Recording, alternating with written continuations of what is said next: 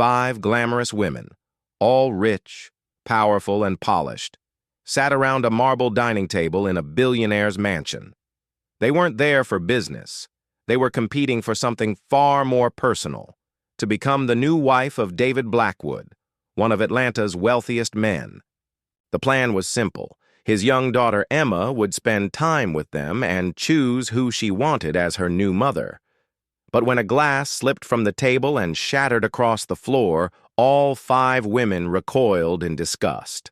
Only one person bent, down to clean it, Keisha Williams, the black cleaning lady they all despised. None of them knew the cameras were watching. David Blackwood was a widower. His wife had died in a tragic car accident, leaving him to raise 7-year-old Emma alone. Though David could provide every material luxury imaginable, an estate the size of a palace, private tutors, designer clothes, he could not replace what Emma had lost: a mother's love. On the advice of his therapist, he created what some called a strange experiment. He invited 5 carefully selected women, all from elite society, to live in his mansion for a month. Each came with glowing resumes: a top lawyer, a brilliant doctor, an architect, a wealthy heiress, and a successful businesswoman. At the end of the month, Emma would choose the woman she felt most comfortable with. On paper, it seemed foolproof, but reality was different. From day one, Emma felt uneasy around the women. They treated her with polite smiles when David was present, but with cold detachment when he wasn't. Their attention was less on Emma and more on the prize, becoming the wife of a millionaire. Meanwhile, there was Keisha. At just 28, she worked as a cleaning lady to support her sick mother. Unknown to many, she actually held a degree in education, but had taken this job out of necessity. Keisha never tried to impress David, never competed with the candidates. She simply did her work, and when she noticed Emma's loneliness, quietly offered kindness. She read to her, helped her with schoolwork, and most importantly, listened. It was that listening ear, that steady presence, which began to transform Emma. Yet for the 5 women, Keisha became an unspoken enemy. They couldn't tolerate the way Emma lit up around her. And so, a silent war began, one driven not just by jealousy, but by the uglier roots of prejudice. Victoria Ashworth, an oil heiress, became the ringleader of this cruel campaign. At luncheons, she whispered cutting remarks. At dinners, she smirked whenever Keisha entered.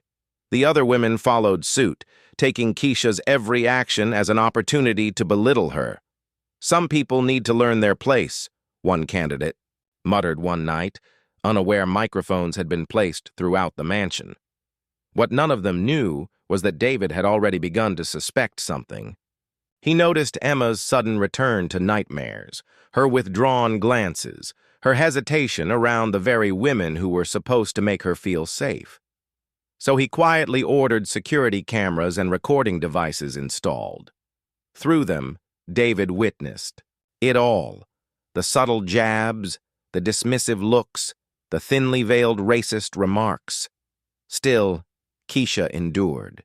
Each insult she met with a bowed head and a quiet strength that came not from weakness, but from strategy. She had lived long enough to know that dignity sometimes meant choosing silence until the right moment to act. Emma, however, noticed everything. One morning, peeking from behind her father's office door, she whispered the question that haunted him. "Daddy, why are those women being mean to Keisha?" The cruelty reached its peak when, during a staged family dinner, Victoria deliberately knocked over a glass of wine. Instead of helping, the 5 women sneered as Keisha knelt on the marble floor, scrubbing shards in silence. One even remarked that Emma needed to learn about social hierarchy early on, but Keisha's quiet resilience didn't weaken Emma's bond with her, it deepened it. Soon, Emma refused to eat meals unless Keisha was present. She requested bedtime stories only from her. And when David asked casually who she liked spending time with most, Emma answered without hesitation, Keisha.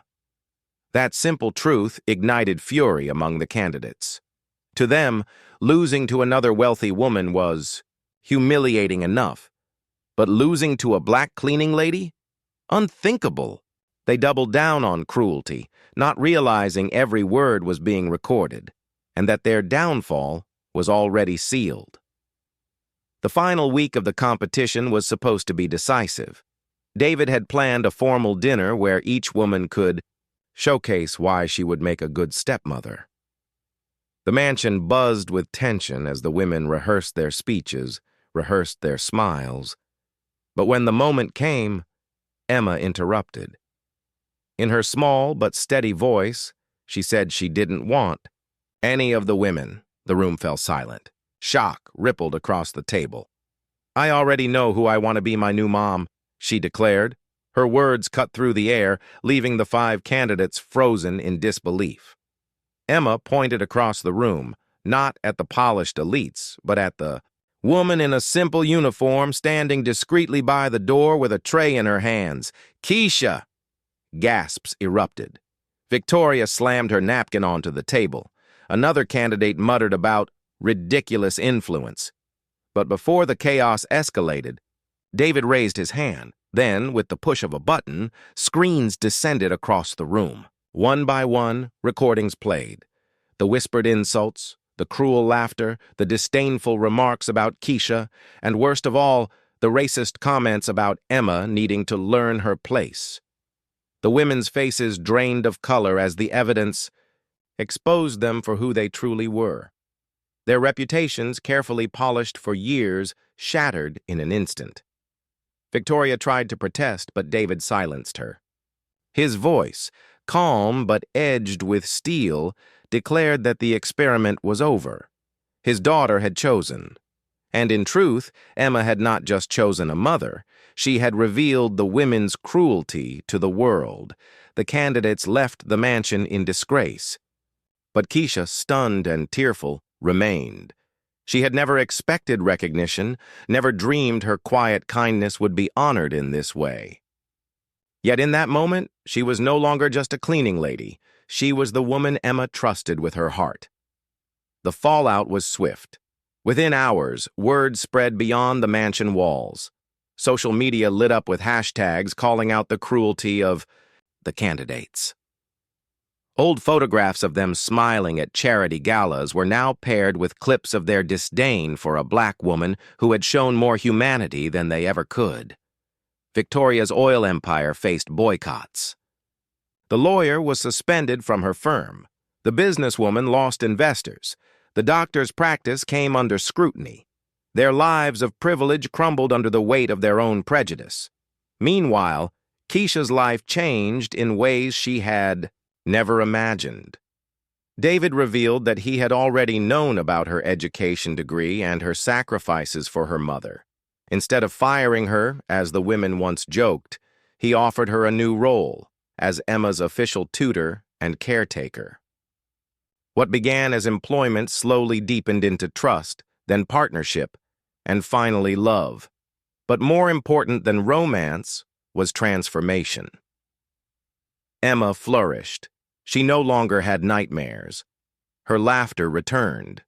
She thrived under Keisha's gentle guidance, learning not only academics but lessons about dignity, resilience, and kindness. Years later, when David and Keisha married in a small ceremony, Emma stood proudly beside her, radiant with joy. The world that once judged Keisha for her skin color, her job, and her background now had to witness the truth. She was the heart that had healed a broken family, and Thomas Richardson, the man who once whispered that Keisha shouldn't even be in the same room as us. His name, like the others, faded into obscurity, a reminder of how arrogance can blind people to real worth. Emma's choice had rewritten not just her family's future, but also the legacy of what true love and resilience could look like. Because, in the end, the millionaire's daughter had not chosen wealth, beauty, or status. She had chosen kindness, and maybe that's the question we should all be asking ourselves. When life forces us to choose who really belongs at our table, do we pick the ones who shine on the outside or the ones whose light comes from within?